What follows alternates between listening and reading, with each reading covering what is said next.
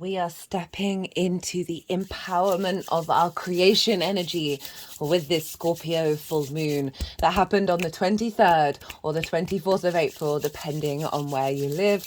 I do apologize. I've had a really busy week, which has meant that I haven't been able to get all these videos out before the full moon, but I do work with 6-month cycles. So even though you're watching this after the event, you are not missing out on what comes up in these readings.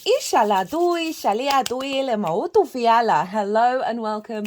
My name's Chloe. I work with card divination, astrology, and as you just heard and as you can see, I channel multi-dimensional energies through my body. They bring in healing, attunement, and activation codes in these readings.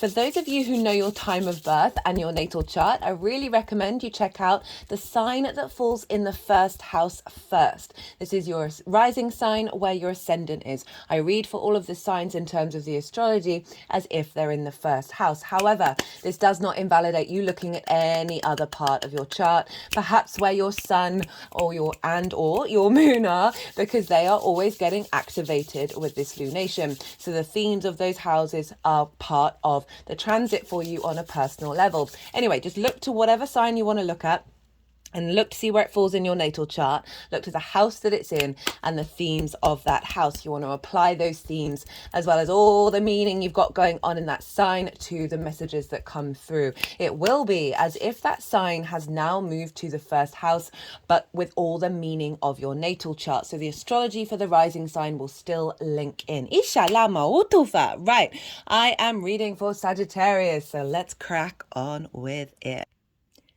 Sagittarius rising. How you doing, Sag? So I cut the deck 3 times before starting your reading. I got the 3 of Pentacles, the Ace of Pentacles. Oh my God, my brain. And the Sun. There you go. Thank you. I always like to thank my brain when I've forgotten something and then it pops into my head. So really beautiful building in the 3D plane, right? A sense of vitality and vision around this full moon energy for you, that you're bringing what's coming through from the moon into the 3D realm.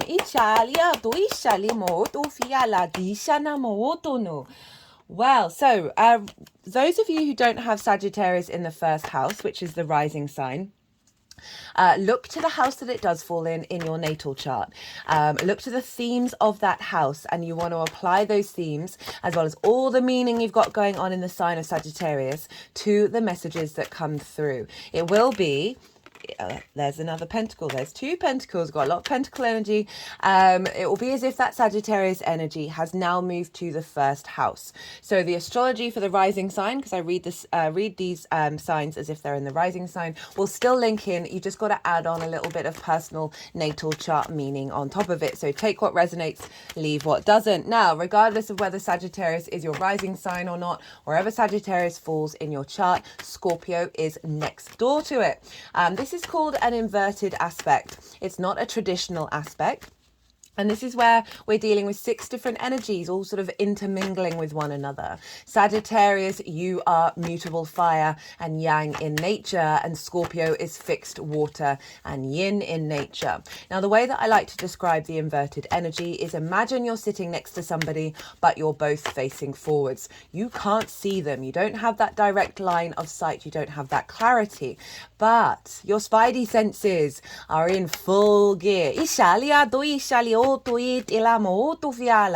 you know when you're sitting next to someone, you can sense when you're sitting next to someone, you can feel it on many different levels. And so this is a form of osmosis, a transference of energy between these 2 signs. They're all sort of probing one another and figuring each other out. It's very intuitive. It's very sort of behind the scenes. As I said, sort of the subtle energetic fields. Subtle doesn't mean diminished in power. And so I love the inverted energy, because it just feels like a behind the scenes quantum atomic transference. So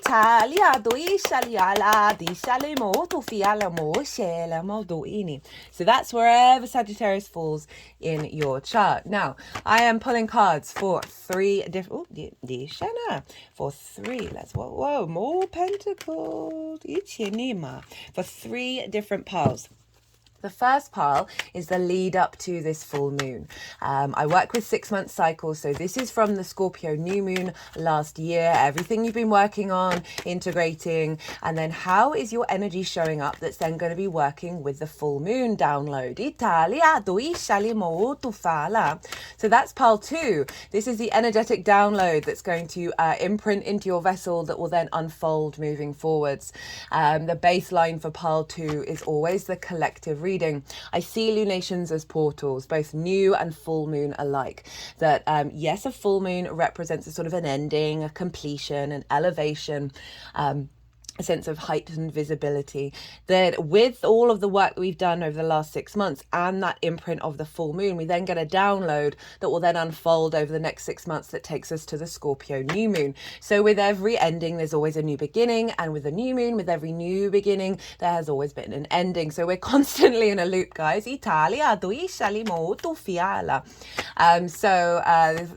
pile 2 is the energetic download that's coming into your vessel around the full moon that will then unfold over the next, did I just say that? Over the next 6 months, and the baseline is the collective reading. That's always the first video to go out. That's where I break down the astrology in way more detail of how the celestial bodies are talking to each other at the exact moment of the full moon. And this forms a narrative, a harmonic blueprint, an energetic frequency that we are then working with collectively. Italia, there's an imprint. Italia. Pulled a collective tarot reading. It was beautiful. The astrology, I'm really loving the astrology for this moon. And as well as channeled messages that come through. Also things that I've meditated on when I tapped into the energy of the moon. And often I see these things show up in my life. I've got Aries in the 9th house, which means it's the embodiment of my perspectives. I have to do that in order before I bring them to the table after experience these things. Italia, sort of get more metaphysical, more esoteric, and also talk about certain practices that I've seen manifest in my own life. I've seen work and bring that to the table of how to then work with this energy. Not only that, but it was the cross-quarter fire festival of Beltane, and I talk about that in a lot of detail. We have 4 of them a year, and they are the midpoints between the solstices and the equinoxes, and they always happen in fixed signs, and these are the pivot points one of the many pivot points of the year that ties us into the yearly cycle. That's not the calendar year. It's the lunar and the solar year.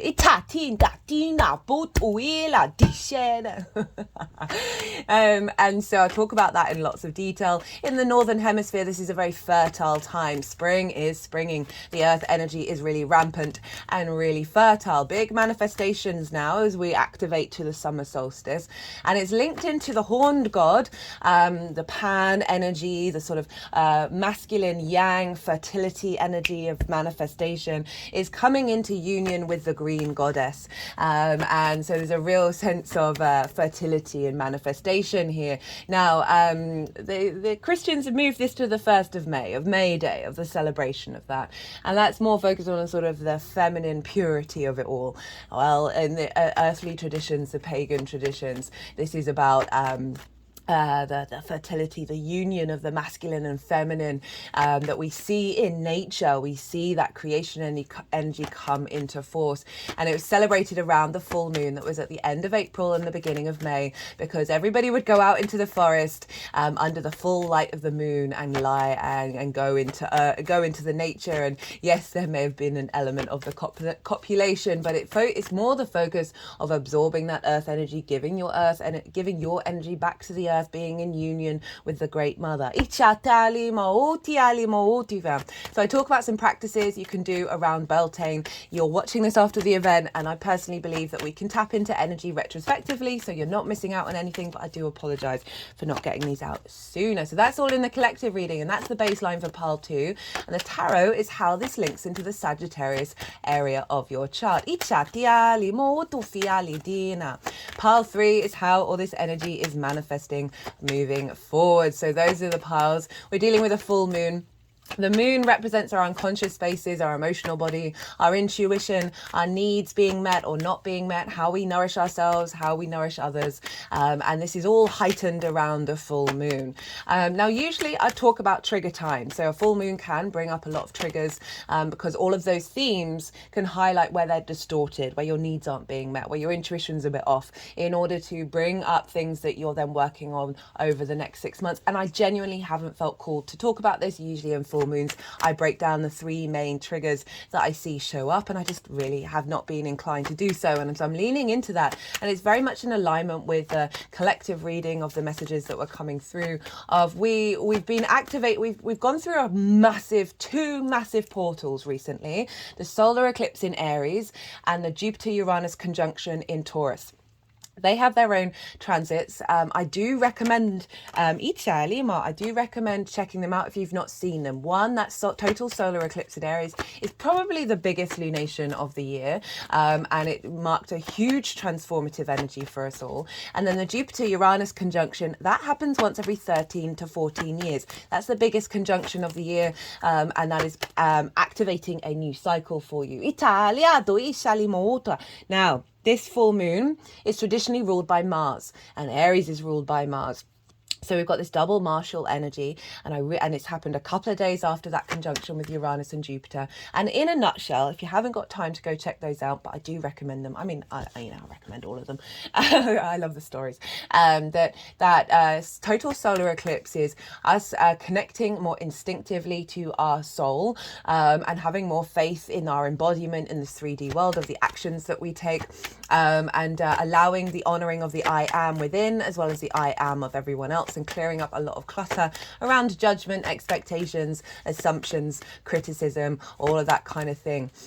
And then the Jupiter-Uranus conjunction was elevating our soul's path of Uranus and clearing that path for a new cycle where Jupiter's providing abundant opportunities. And so our activation with that solar eclipse was really important for our instincts to be more in alignment with that activation of Jupiter and Uranus. And now with this full moon in Scorpio, we are empowering our creation energy. And there's a real heightened sense of our fixed intuition, our fixed emotional body, because Scorpio is fixed water, of being more in alignment with these activations. The flip side to that is with these big activations, with any big activations, we often see the polarity of it, right? And so you may have felt embodied and empowered, and then there may have been moments where you're like, worst case scenario, anxiety, fear, scarcity mindset, all of these things may have been bubbling to the surface, right? And they are doing so because they are uprooting these fixed, rigid emotions that we may have within our body.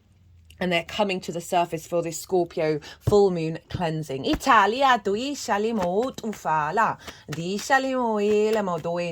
been using the imagery of a lake or a fixed body of water, right? And so this can often fall into stagnation, where there isn't enough flow, where the ecosystem is breaking down, nothing's being composted, and that's creating slime. It's sucking all the oxygen out of the water, which is causing life to get stagnant and fall away, and it starts to smell, and it's all a bit heavy and a bit gross. And this Scorpio energy is helping us clear and cleanse that fixed energy that come from our rooted fixed emotional body, right? So fixed energy can be a bit stubborn, so some stubborn emotional energy that's been with you that you may have thought you've cleared, but there's the tendrils and the remainder of that, where that's being transformed and fed back into our creation energy, because Scorpio rules our sexual organs. And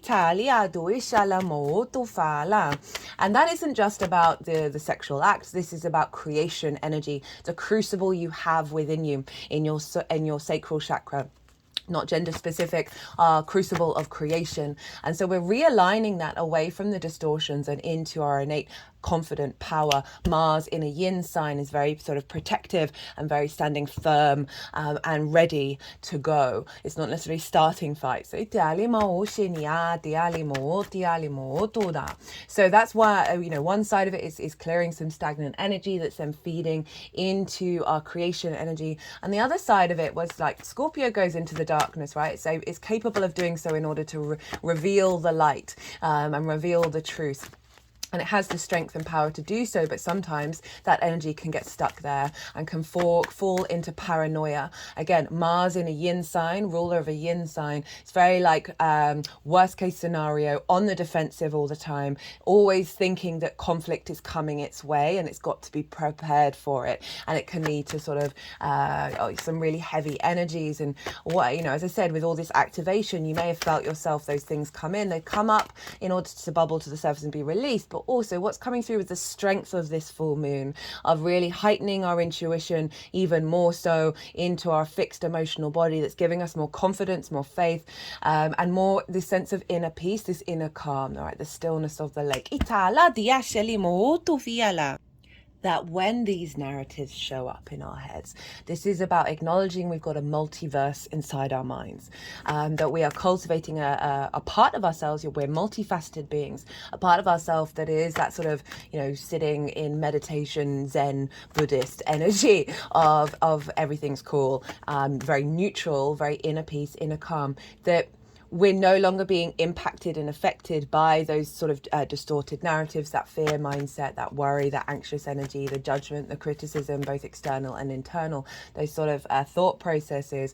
We're now just this is activating a cycle that we're then going to be integrating over the next 6 months of letting them live their own life, right? They're a part of you, they're within you, but you're not so entangled and enmeshed with them where they're distorting your soul's frequency.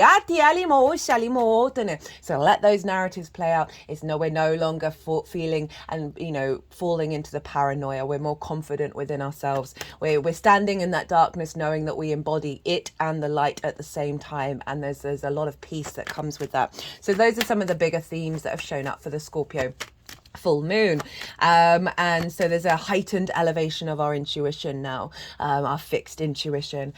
So where is this happening for you, Sagittarius? Well, this is happening in the 12th house. This is the hidden house, the house of mysteries, and of all the signs, this is the one where I was like, I really wish I'd got this out before the full moon, because the 12th house can be a bit of a difficult house. You know, it's the unconscious spaces, and so often in those unconscious spaces are trauma responses and limiting beliefs that then produce a sense of anxiety, depression, grief, loss, isolation. All of these sort of discordian energies can show up in the 12th house. But underneath all of that is the magic of your soul. It is a very, very, very, very magical house. You may have found over the full moon that you just spent some more time in an inner space. You may have been involved in sort of big ritual, and as well, because it's a very private and personal part of your chart that can feel very close to you, but not necessarily integrated in the rest of your chart, and other people might not necessarily see that part of you. And so with this full moon here, we are elevating a release of those fixed energies that have from those unconscious spaces. As I said, the trauma responses, the limiting beliefs. This is where a lot of distorted love languages can be embodied and embedded. And what I really feel is like a release of that's then feeding back into the power of your creation energy, that's allowing your magic to become more firmly fixed in your being. So as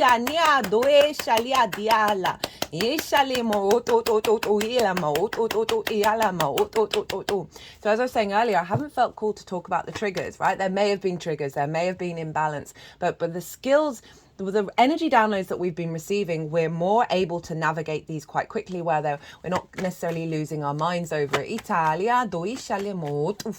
empowerment of Mars.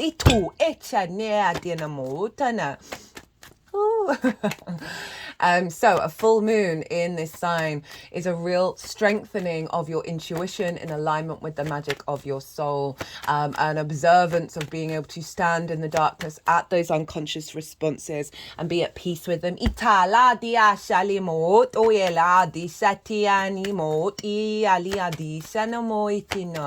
You are revealing secrets around where your needs haven't been met, or where your nourishment needs to be focused on because of these distortions, and allowing allowing them to move through you, and then recalibrating back to the magic of your soul, where you know you fulfill all your needs. You give yourself all your nourishment. You have the power within you to do so. So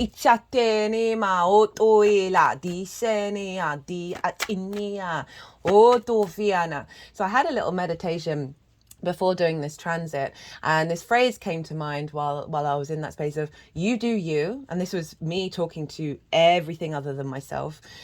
My needs, my nourishment, and my abundance are not affected by the external, and my whole, like, the energies that I channel, they can often have me in like big shaking fits.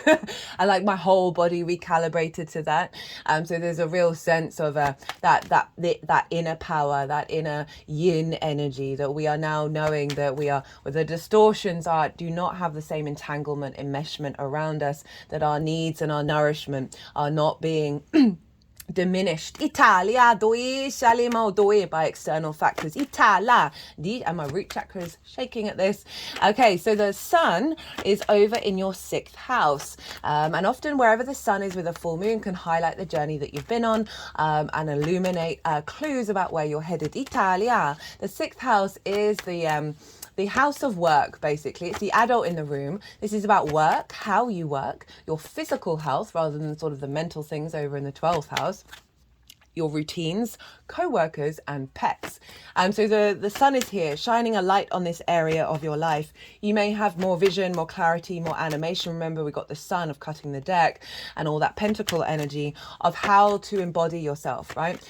In the way that you work, taking care of your health and your routines. Now, I call it the adult in the room because these 3 things can be a little bit difficult for us to do. And also I find that there can be an element of neglect show up here because it's an inconjunct to your ascendant. And again, therefore, it's a bit more of a complicated energy than other aspects, in the same way of the inverted. It's just in the reverse. That we can not be the adult in the room for ourselves, and that can be from our childhood, from our teenage years, where we then fall into states of neglect. We recreate that neglect where we're not taking care of our physical health, where we're not striving and expanding into the way that we work in a really healthy, beautiful way. Routines can be a bit of a struggle for our species, and so we can also prioritize other people in our lives over the 6th house, right? We can neglect that. We can also go into burnout. Itala, who came with the High Priestess? We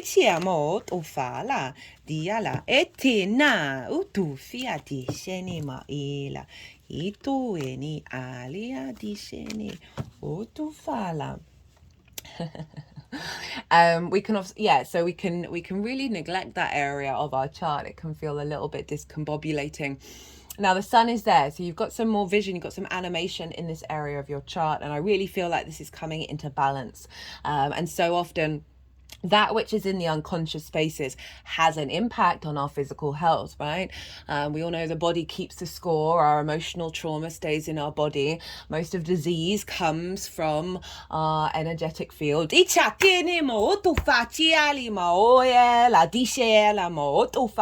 could have some real wonderful illuminations around this, around your physical health. Around, for those of you who might be working in the healing modalities, this can be a real boost of your intuition around the magic of your ability to transform that Scorpio energy and bring that into the way that you work, bring that magic into the way that you work, and really elevate your understanding of the physical health in relationship to the unconscious spaces.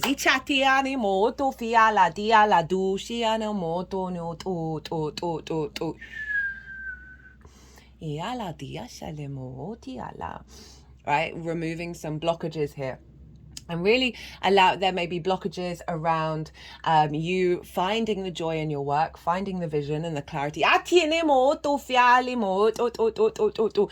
is then going to be activating the magic of your soul into that energy, into you being able to stand strong and be the adult in the room for yourself and not neglect this very, very important house. A level of maturity coming in that is really going to provide more space and more energy for you to tap into your joy and your love of life. Italia, any blockages around how other people may think about the way that you work or judge the way that you work. Now, the major aspect I'm going to talk about is the square with Pluto over in the sign of Aquarius.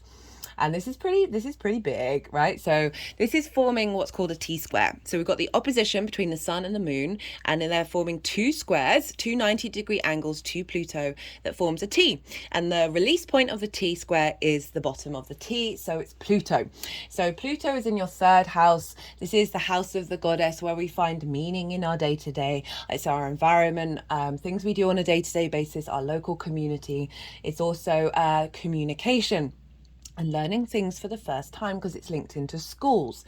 Now, I've done a Pluto in Aquarius transit for its current transit. It's going to go back into Capricorn for a little bit and then come back finally for permanent, that's not proper English, into Aquarius. So go check that out if you want a deeper understanding of what Pluto's doing over in your third house.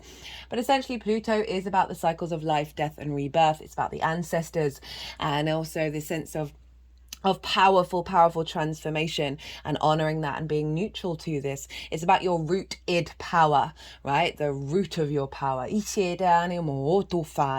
your inner magnetism. And in Aquarius, this is a transformation into your universal truth, right? Your unique galactic energy, and your ability to through your communication, have a lot of power and a lot of magnetism in what it is that you're expressing and drawing towards you. This is also a revolutionization of your environmental frequency, that's more on alignment with your universal truth. A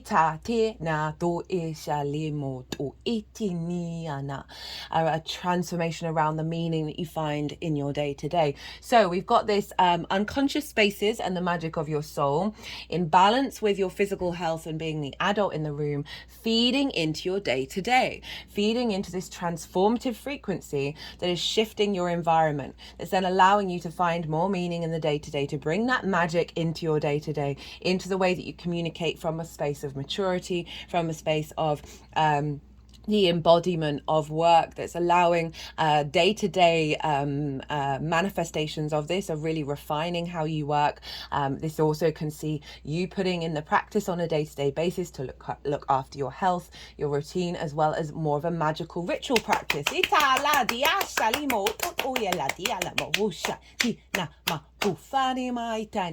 Also, with the fact that it's linked into schools and therefore learning something new for the first time, we can have a lot of trauma around our school time, right? And so there's this, and we might not necessarily remember any of it. And with Pluto there, it's transforming the dead versions of self and freeing them of that burden, of that restriction, which may have caused you to then neglect who you are, and imprint unconscious in the unconscious limiting beliefs around yourself and the power of your creation energy. So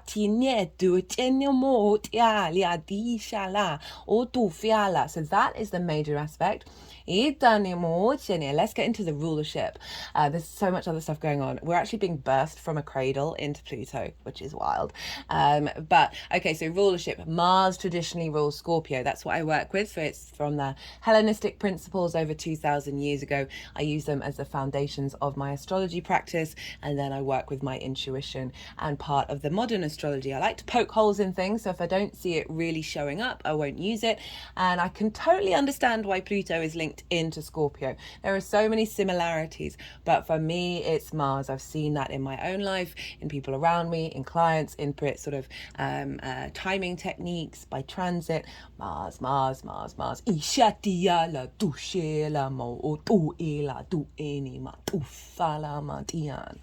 I say that as someone who's got Pluto in Scorpio. So Mars, our motivation, our drive, our actions, our passions, right? The god of war, but also the master builder and farmer. That energy's been coming through quite a lot in all the readings, and it's like earth manifestation and protection. It's more of the yang energy, which is not surprising with Mars. So where's Mars? Mars is over in the sign of Pisces. And so this is influencing what's going on with this moon. And Pisces for you is squaring your Sagittarius energy. It's in your 4th house of your roots and your foundations. It is your ancestors, both blood and soul lineage, your parental figures, the roof over your head, and the things that you do in private. There can be a lot of trauma in the 4th house, funnily enough, because you've got not only the ancestors, but you've also got your parental figures, and it doesn't really matter what they do. One way or another, they're gonna ruffle the feathers. Mars has been in Pisces for a while. It's going to be leaving soon. Mars and Venus are going to be heading into their own signs at the end of this month, which is very cool. But I love Mars in Pisces. I've talked about Mars in Pisces in the solar eclipse, as well as the Jupiter-Uranus conjunction in way more detail. Just touch briefly on what this is. So this is in Pisces, which is sort of very fluky, non-linear, synchronistic, magical source energy here, right? The unfolding, mutable, unconscious, emotional body. All rivers lead to the same ocean. And so this is in your foundational space of Mars, our motivation and drive, being more in alignment with us, with source and our intuitive body, right? Through our actions and our deeds, right? Really allowing that flow to come in. And it's just come off of a conjunction with Saturn. Now that happens every 2 years. The last time it happened was in the sign of Aquarius. And this Saturn means a lot of things, but the main thing I want to talk about is it's about honoring cause and effect, like being an observant of it. And when we're in integrity, we're in alignment with understanding the consequences of our actions. And with the conjunction with Mars in Pisces is our intuition being more in flow with and our actions, right? Our instinctive, intuitive actions, Mars in Pisces, being more in alignment with that integrity, with that honoring of the consequences, which means that we're not repeating old cycles in the way that we used to. And this is coming from your foundational space. So you've got a lot of an empowerment here, right? Of the strength of your foundations and your actions coming from the roots of your tree. You've got a lot of collaboration with the ancestors coming through that are really facilitating this activation, providing a lot of wisdom and support for you in this balancing act. And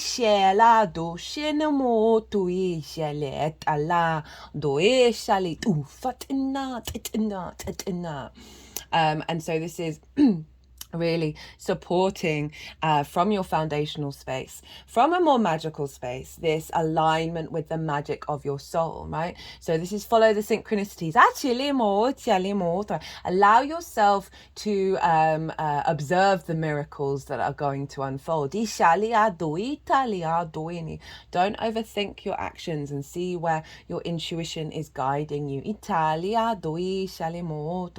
I feel like perhaps in your private life, the refinement and building of bringing the magic of your soul into the way that you work, into you being the adult in the room. This also can see a lot of healing around parental figures and ancestors that have blocked your ability to do this, that now Mars being in the root of you, your motivations and your actions are going to be that intuitive, instinctive energy are going to be in alignment with the clearing and then the elevation of this.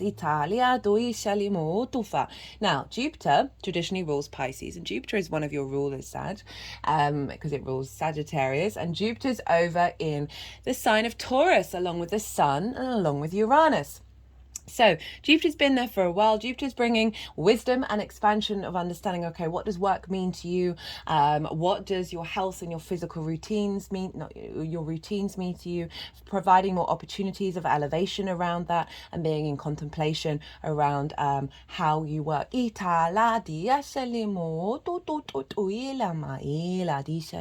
Drawing on a deep wisdom and elevation here. Now, Jupiter and Uranus have just activated a new cycle of opportunities and elevation in this area of your chart. So you are embarking on a whole new journey around the way that you work, around your physical health and your routines. And being the adult in the room for yourself, but it's in alignment with the magic of your soul, with this full moon that's going to be influencing the next 6 months. And so Jupiter's saying, hey, it's a double connection of bringing all those themes of the 6th house into your private life. So this is great for those of you who work from home. And for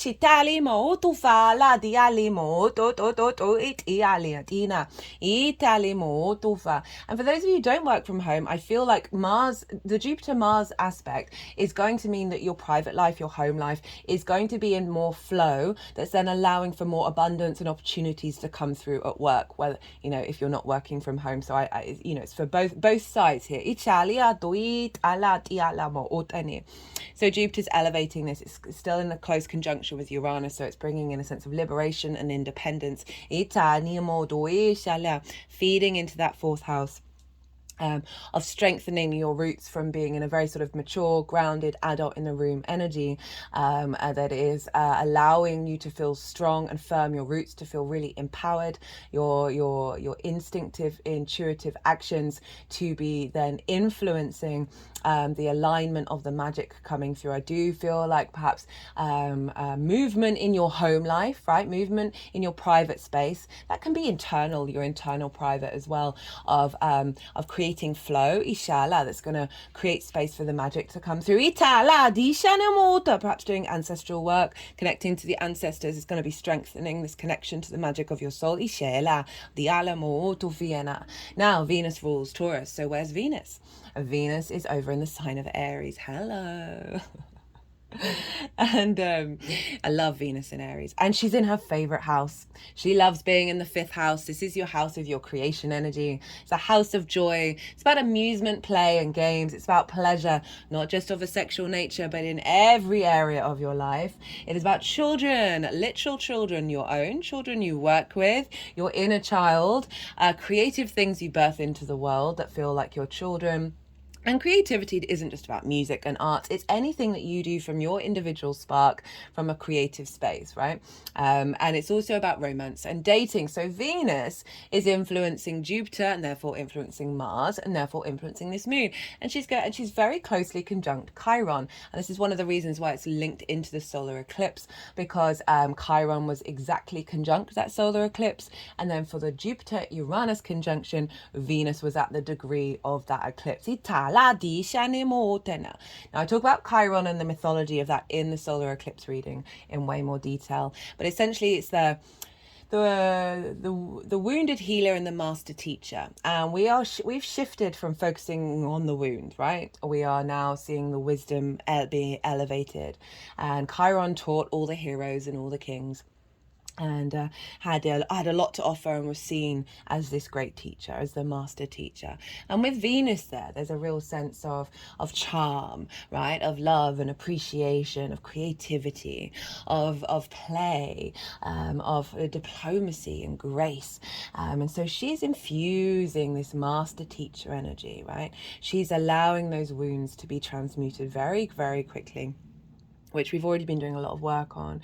And she's elevating your ability to tap into your creation energy, to really find pleasure through the wounds into the wisdom and elevate that and elevate your joy. Italia doi shalimo tiala di shalimo tu fala mai shani. Elevate your romantic relationships. Italia di shalamo tiale mai shalamo tu fala.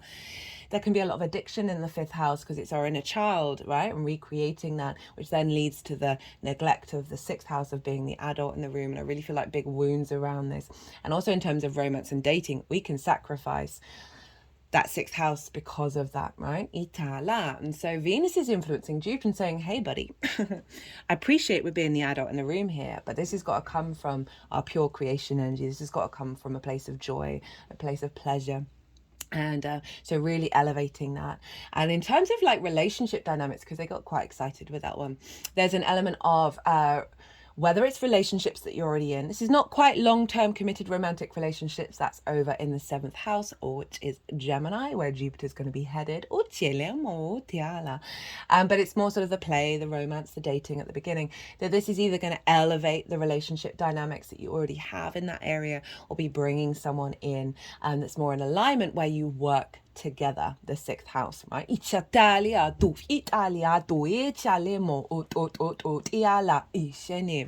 But overall, just in terms of the embodiment on the 3D realm, you know, we had the two sets of pentacles and the sun, the vision and the clarity around bringing this into the 3D.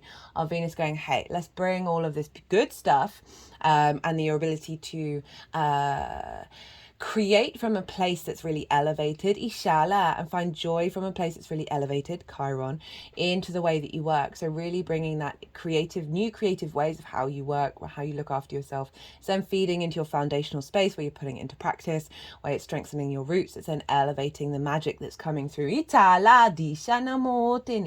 Mars rules Aries, so Mars is influencing Venus, are saying let's pull. There's the power of your intuitive, instinctive nature of Mars in Pisces is and connecting to your roots, your deep soul roots, your ancestors, is then helping clear out a lot of blockages in the 5th house, and really elevating that. So there may see a lot of actions in your private life around the magic, the work, and the romance. Right.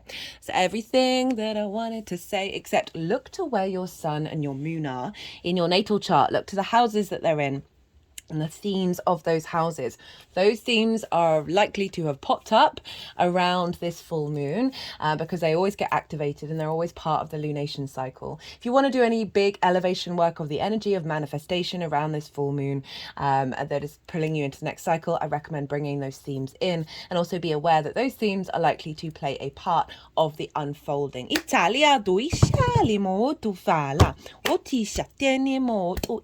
By the way, Sag, the next full moon is in your sign, and it's one of the best that we have all year. Just to let you know. Cannot wait. So I'm going to go consciously quiet. The energies that I work with, they are going to move through me. They are going to They are going to move all the cards around. They're going to do some energetic work. They're going to then put the cards into the 3 piles. And that's when I'm going to bring in the tarot with the astrology. I call you to soften your mind as well. You just had loads of information. Let that all settle. And then see what intuitive hits come up for you while we're doing this bit of channeling. Oh, I don't normally go down that far.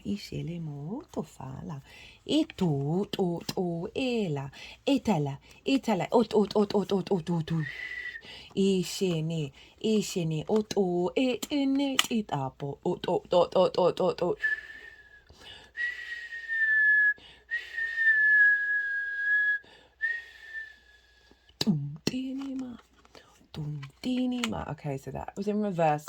Here we're saying you've been navigating, working through blocks around your intuition. Italia. Do itiela. O to itu viene maeta. Di shina. O to.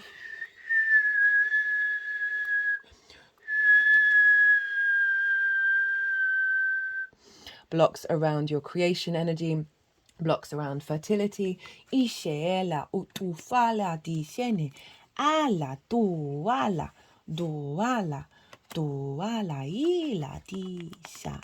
Disha lama o dishenia. O itala. Iala do. They're moving it around the throat chakra. Italia di senia di ela etin tush ilama.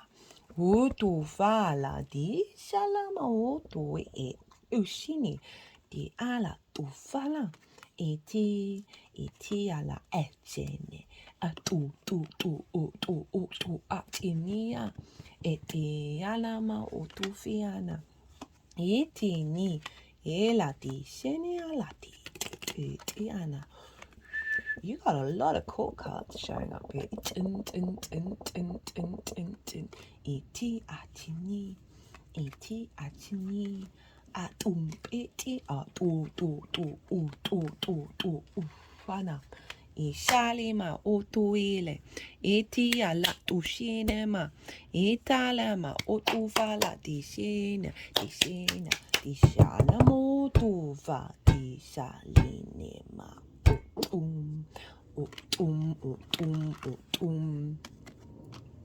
iti ne ala otu fit tin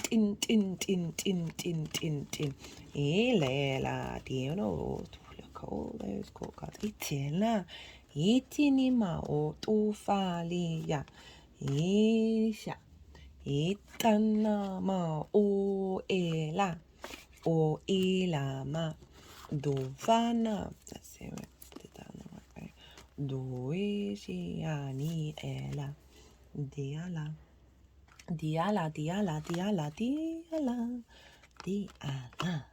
Di ala oeni ana oeni ana oeni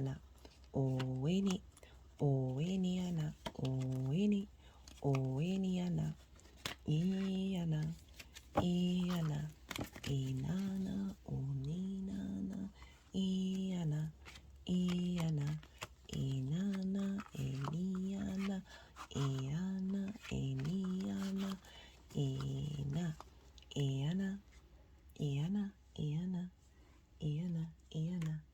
Iana Dofana Ichani Dofala Ichani Iana Ina sounds like they're saying Inana Itu Shalamo to Fialamo Doini Alimo Chini. Okay, Sagittarius, what have you been going on? What have you been going through over the last 6 months from that Scorpio new moon? And what is your energy showing up that's working with pile 2? 10 of Swords, 5 of Wands, 2 of Pentacles, Queen of Swords, 6 of Cups, Queen of Pentacles, 2 of Wands, Page of Cups, King of Swords, Queen of Cups. Itala dia shelemo tufa. So, 10 of Swords, this is acknowledging a cycle that has been quite difficult, okay? So this is very karmic in nature. All these swords are along the spine.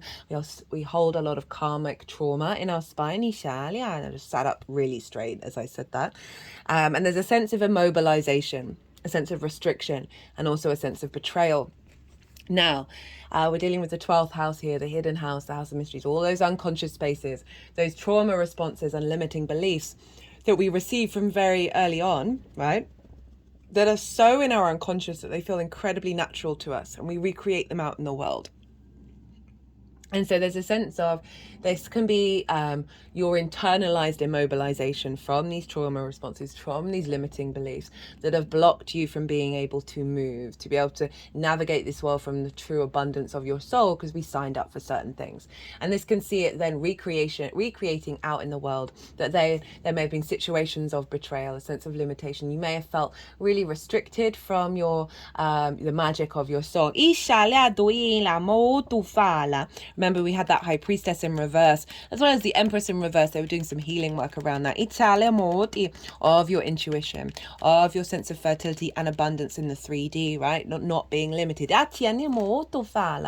So there may have been situations over the last 6 months that have felt like this 10 of Swords.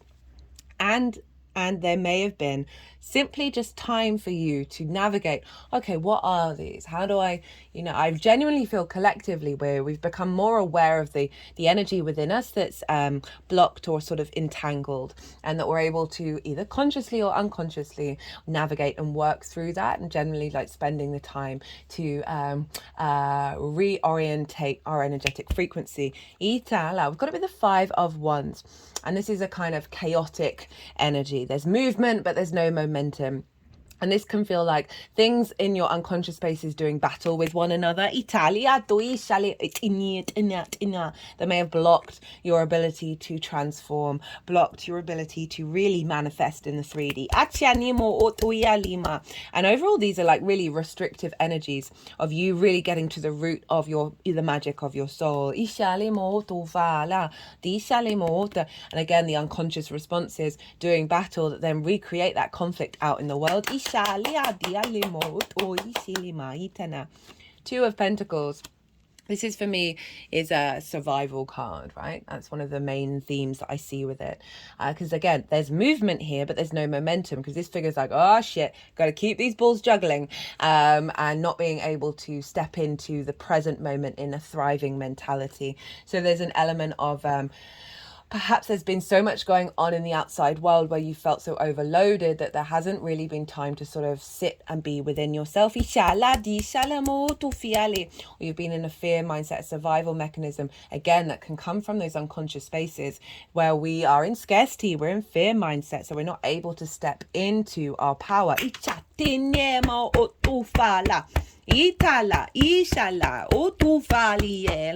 come with the Queen of Swords. Love the Queen of Swords. In the Sword Court cards, they've all got birds on them. And the Queen has just one, and it's above her crown chakra. And the Queen of Swords, she's been through some troubling times, but her head is now above the clouds. She's able to nurture and nourish this new mental mindset. So they're very yin energy queens. They observe, they bring nourishment and depth and nuance. And I really love her showing up for the 12th house, because it is the, it can be a sort of a mental place, right? Those not the tangible, but the sort of behind the scenes unconscious ideas, constructs, preconceptions, spells, boundaries, limitations, that the Queen of Swords showing up with these cards is saying you've been able to be in that yin space of contemplation, of your perspectives, of your understandings of these unconscious spaces, and you've been accessing your crown chakra and receiving reconnections to your higher self. She's covered in clouds, which kind of implies that she inherently is floating from that higher perspective, from that bird's eye view, and able to take a step back from everything that may have been bubbling up or coming up, and allowing yourself to go, okay, I can see what's going on. I can have a level of detachment and then see what the truth is. And then we've got the Six of Cups with the Queen of Pentacles and the Two of Wands. The Six of Cups, love this, because this is about you through the mental the suit of the swords, coming to an emotional re-embodiment. This follows the Five of Cups, and I saw that the Five of Cups was winking at me while I was shuffling, but it didn't fully come out. And that's about grief, right? I'm going to have a lot of energy around that. It was quite a heavy, stagnant energy. And this is following that. And this is where we are becoming at peace with the past in this lifetime and all the other lifetimes. Because this figure represents the past. It can be soul family coming into your life that have helped you create some space for you to get to this space of inner peace, as well as you just being in observance, and then feeling the emotional energy come through you and be transformed. Because you see here all these Six Cups, instead of being fallen over and representing grief, now flowers are growing from them. That sometimes through that grief, through that difficult energy, that's when the composting happens and the flowers grow, right? The sense of abundance. It's also the biggest house in the tarot, representing safety and security. So there's an element of, through this journey, you have found a deeper inner security within yourself and inner safety in those unconscious spaces. You've made peace with certain narratives that is allowing you then to tap into that emotional body, transform the stuck trauma responses into the flowers.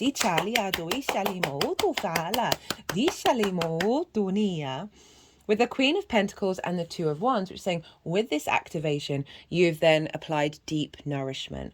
Queen of Pentacles, earthly energy, providing a cultivation of abundance with this new landscape, especially with the Two of Wands. These are both kind of pause cards of bringing in cultivation, observation, and nuance and depth. The Two of Wands is about long-term manifestation, that you have been nourishing this new landscape, right? This figure is getting the lay of the new land before they embark on their new journey. There's a restlessness to it, but there is this sort of honoring of the strengths. There's also standing on top of a castle, again, like a real sense of safety and security, and observing of that which has changed. Because we've got the Three of Wands showing up in the second pile. Your energy working with this moon. We've got the Page of Cups, the King of Swords, the Queen of Cups. So the Page of Cups, very Piscean, right? Of being able to see the magic. Italia, Deutsche, see the synchronicities of what's unfolding and what's being shifted. This is also communicating through love. Italia, diala, duila, diala, diala, motufa.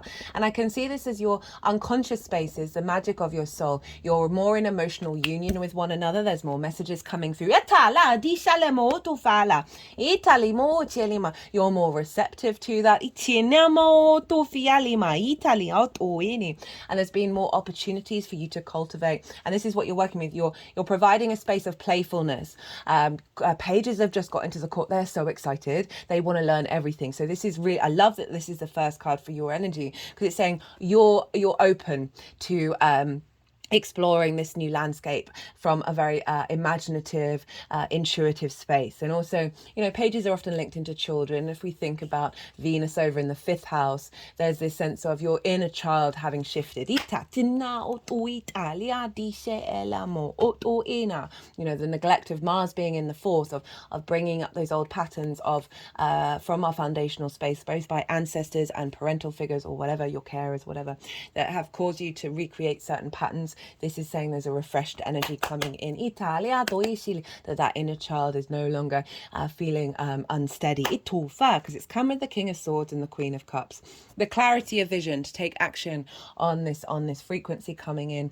A real sense of sovereignty within yourself. We've had the Queen of Swords, now we've got the King of Swords. Of everything that you've gone through, right? Those unconscious spaces, you seeing things more clearly, you having more vision and understanding of what's been going on behind the scenes. And a closer connection. This is Pluto in Aquarius, by the way, as well, of you being able to tap into the communication of your magic of your soul and take action upon it. Queen of Cups, very intuitive. She can see so far into the future, but she isn't in fear. She is pure serenity. She's so at peace. Her foot is turning into the ocean. There's a real sense of a cultivation of this boost of intuition, of you being able to nourish yourself, you not being in fear and worrying about things being recreated or worrying about the future. There's a real sense of and that is giving you more space to find play in those unconscious spaces. That magic, bring that magic, nourish that magic into your embodiment. Remember, we got those pentacles and the sun, right? The vision, the clarity of the embodiment on the 3D plane of the magic of your soul.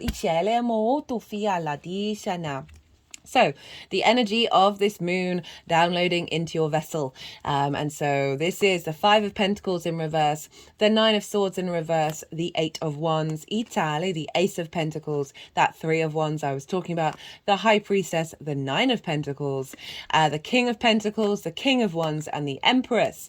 So we're sort of shifting from majority of Queens into King action, Italy. And I like that you've got the Queens of your energy, and the energy of this moon is you've got the balance of the yin and the yang, of the knowing, the faith, and from that faith we can take action. So 5 of Pentacles, 9 of Swords in reverse with the 8 of Wands. 5 of Pentacles is feeling left out in the cold, feeling isolated, run down, not having the resources that you need. And so for the internal spaces, the unconscious spaces of it being a fear mindset, a scarcity mindset in there, those limiting beliefs and trauma responses, of perhaps the unconscious spaces not necessarily feeling very nourishing, right? This is in reverse. This is falling away. With the 9 of Swords, again, 12th house is like anxiety and depression. It's more the sort of, it's less the physical health, although this obviously affects the physical health. And so this is anxiety. This is sleepless nights, worrying about things that you can't control, not being present, being in a fear, like that cortisol, adrenaline running through you. Perhaps your dreams being like overwhelming, and just generally in those unconscious spaces, so much anxiety, so much worry. Italia, and it's in reverse. So these things are falling away, and it's bringing you into alignment with this fire energy and the embodiment of self. So all of this is feeding into your first house of how you embody yourself, right? Through your sun or your moon, depending if you've got a day or a night chart, which luminary gives wisdom to your ascendant, which is your navigator of where you're headed, right? But your ascendant is the lens in which you navigate the world. It's your body, it's your appearance, it's your character. It's often how other people see you. So we've got this energy feeding into an alignment of embodiment. One of the fastest moving cards, which is really saying all these ones are heading in one direction, right? It's no fear, no worry of how they're getting there. That it's going to happen.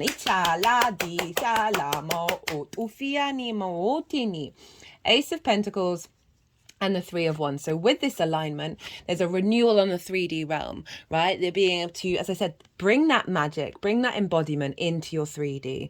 I call this card the New Earth card because we are going through a portal and reaching a mountain representing this higher perspective. But we have the flowers from the Magician on this card, which represents manifestation in the 3D realm. So this is bringing the multidimensional energy into the 3D, bringing that magic into the 3D. Itala, that's then going to be bringing in more opportunities to bring the embodiment of that magic into the world. That rather than those trauma responses and limiting beliefs distorting the 3D reality, we have a renewal here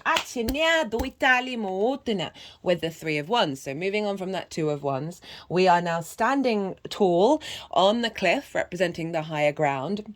Right, there's a confidence here. This is the sun in Aries. This figure is about to go and start that journey. Right, those ships are going out into the world, but it's not trying to control the why or the how. It just knows within itself that it instinctively is able to embark on this new journey from a place of power and a place of strength. And I mean that in a healthy, integrated way. It's also, Aries energy. So that's your creation energy, that this is really coming into a new space, a new journey, that is no longer that sort of the heaviness and the distortion.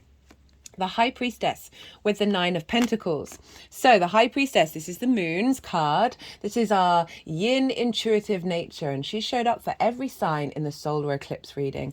And there's a sense of the deep faith within you, right? Of knowing you are drawing towards you that which is bringing about fertility and abundance. This is also the activation of the 12th house, of the magic of your soul, right? That yin energy that is giving a deeper sense of knowing, a sense of faith within you, a heightened intuition, that you are in alignment and you're starting this journey that's taking you to a place of sovereignty. That you're intuitively making the right decisions that serve you feeling good in the 3D world, rather than that Nine of Swords. So we've got the Nine of Pentacles. This figure knows what they need to do in order to bring about abundance in their playtime, right? They're hanging out in their garden. They're not at work, but they've done the work that they need to do in order to create this sense of, again, this walled garden. There's an element of safety and security, that your abundance and your joy and your pleasure and your creativity are in alignment. So we've got that 12th house, and then the implementation of it in the 6th. It's shifting your environmental frequency into a place of abundance. King of Pentacles, King of Wands, and the Empress. So this is bringing in a cycle of activation, right? The kings take action based on all the wisdom of the queens have brought in with their nourishment, and they are sovereign in their nature. They are very mature. They are responsible. They know what actions they need to take to go out into the world to take care of their kingdom. So you have a lot of powerful yang energy showing up with that 12th house, of putting that magic of your soul into action, into the 3D. We've got the King of Pentacles. So we've got the King and Queen of Swords, as well as the King and Queen of Pentacles. And again, you see all these grapes, these represent the harvest. They represent abundance. The King and the Empress are the only two cards to have the golden scepter. And this is about manifestation, fertility, creativity, and bringing that into your 3D, and really cultivating this sense of feeling good. With the King of Wands. King of Wands is about to leap off that throne and go, go, go, go, go. This is your energy, your Sagittarius energy, being in alignment with this, the embodiment of it, and you being very confident in the actions that you're taking. Not that Nine of Swords, not that Five of Pentacles, right? So there's a sense of releasing the scarcity mindset, and the blockage around your embodiment of your magic. And we've got that 10 of Wands. So there's a real release of, and the Tower in reverse, so a pulling down of the 10 of Wands, this sense of heaviness, this burden, this restriction of how you move through the world. with the Empress. She wanted to be here for most of the reading, and this is about Venus. This is your fertility. She's in her favorite house. She's in your house of creativity, fertility, feeling good in the 3D world. So there's a soothing going on in your unconscious space that's allowing that magic to expand and for you to work with it and build with it in the 3D. How this energy is manifesting moving forwards. We have Libra, Justice, 10 of Cups. You've got all the 10s. You've got the 10 of Swords, 10 of Wands, 10 of Cups, 10 of Pentacles. I don't think I've ever had that in a reading on this channel. Knight of Cups, 10 of Pentacles, 6 of Wands. So this is Justice. This is about balance. And you have Libra in your 11th house of hopes and dreams. This is where the South Node is. Of karmic contracts being healthy karmic contracts being in balance, and activation of your hopes and your dreams through this alignment. Overall, a sense of balance within yourself and a sense of truth within yourself. Of things unfolding that are in alignment with the justice within your soul. With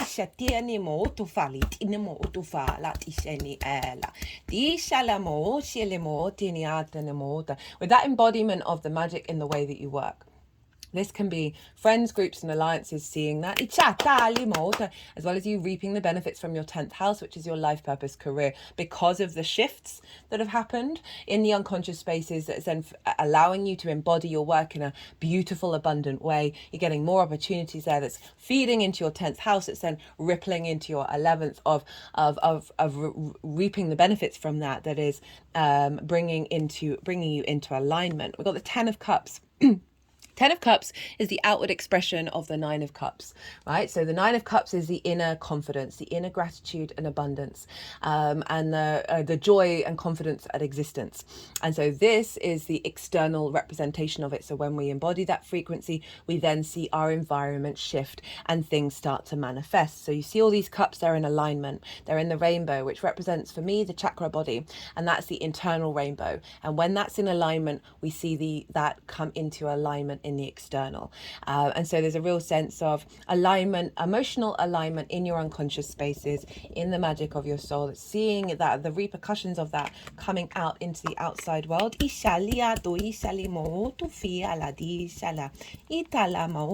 know, I did touch on romantic relationships, and they kind of got excited at that there's a sense of elevation of that, right? It is the nuclear family. It's just a representation of the external with things other than yourself.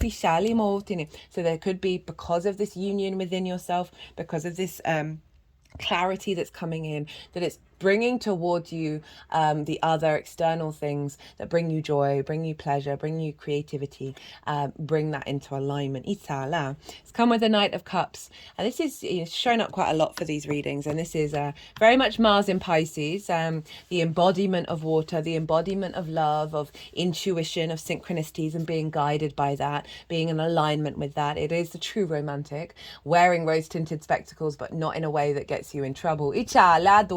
There's a sense of alignment, you being in alignment with your scorpionic energy, right? And you embodying that out in the world, and it's coming from a place of love. The magic of your soul is intuitively guiding you through your existence, and bringing that magic into the embodiment of your work in Taurus. That is activating a cycle of legacy, right? The 10 of Pentacles is all about legacy energy. It's a city. Cities take forever to build, so it represents the longer term cycles. And it also is tied into bringing in the physical and the metaphysical together, the spiritual and the mundane, and bringing them into alignment. And when they're in alignment, that's when we activate our soul's path.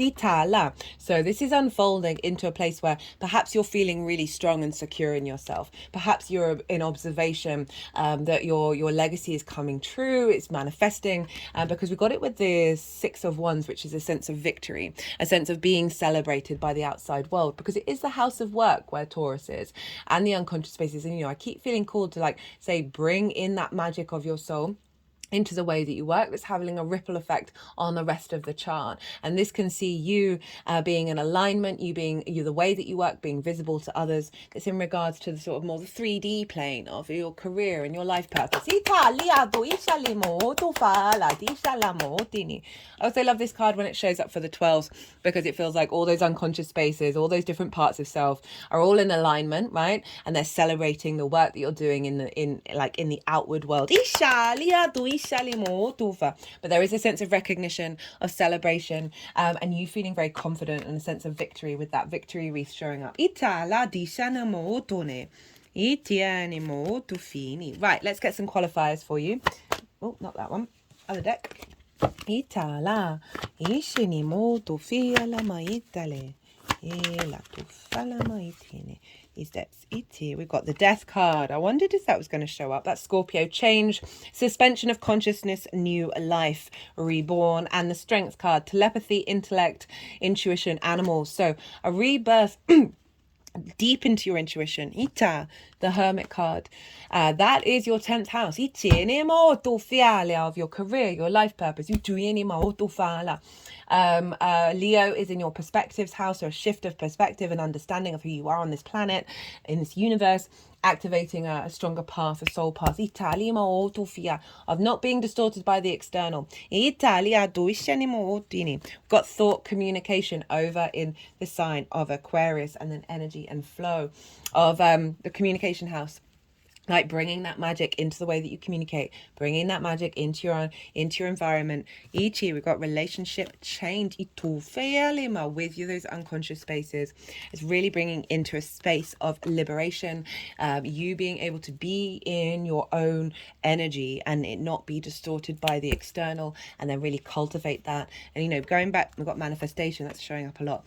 That thought and communication is that rather than the 9 of spiritual career and pride. So rather than those limiting beliefs, those 9 of swords, those 5 of pentacles, you're shifting that mindset. You've done a lot of work with that, and this is the implementation of it, and then how that's building, right? Love they got the spiritual career again, because I really was just feeling that. And I'm like, well, Virgo's not fully involved. I mean, Juno's over in Virgo. Go check out the collective reading, because that it really does tie in with the fact Juno commitment was trining and sextiling this moon and sun. So you might want to go check that out. Anyway, okay, Sag, I'm going to leave it at that. I really enjoyed that reading. If anything resonated, if you liked it, if you just like learning about the tarot, I'd love it if you hit that like button. It would give me a lot of pleasure and a lot of joy, as well as helping the algorithm. If you fancy a personal reading, my website is in the description box, as well as on the channel page. It can be about this transit, it can be about that Aries eclipse that happened in your 5th house, or anything really. I love doing personal readings. I love working with clients. And so, Sagittarius, be good to yourself, be good to those around you, and most importantly, be well until we meet again.